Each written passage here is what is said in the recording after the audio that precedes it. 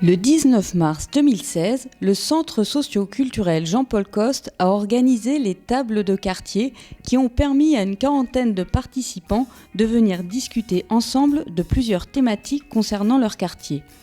Cette action fait partie des temps forts organisés par le Centre social depuis le mois de janvier dans le cadre de la réécriture de son projet social.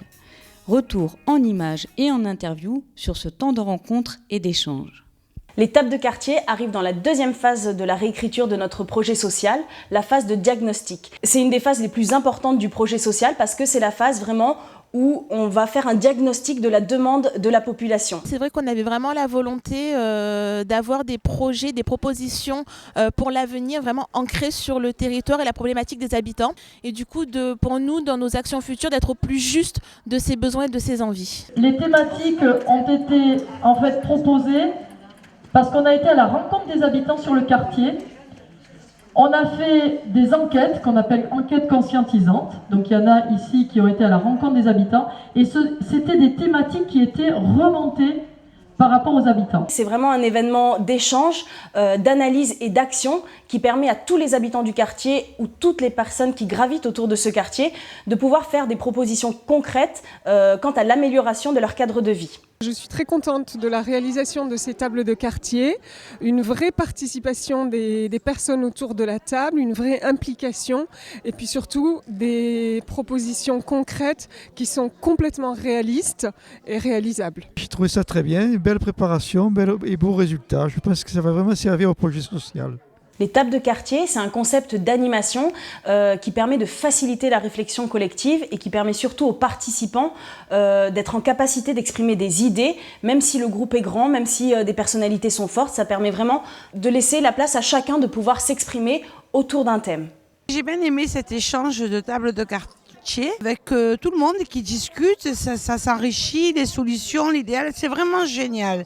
J'espère que le projet, les propositions qui ont été apportées vont être concrétisées. Les échanges et les propositions de chaque table ont vraiment été très riches. C'est vrai qu'en tant que travailleur social, parfois on peut en venir à faire à la place d'eux.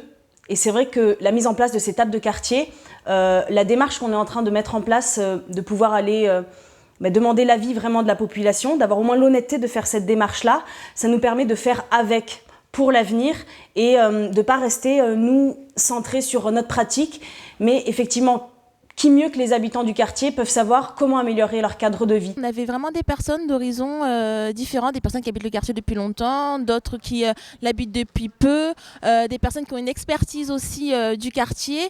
Et c'est vrai que ça a été du coup assez riche dans les échanges et les propositions. Vous allez repartir du problème, vous allez dire par où vous êtes passé sur votre idéal, en une phrase, et ensuite vous allez nous faire une proposition concrète. Il y a beaucoup d'idées qui sont ressorties et je crois que maintenant il faut travailler à ça et essayer de pouvoir mettre en œuvre une partie des propositions parce que c'était quand même aussi le but de ces tables.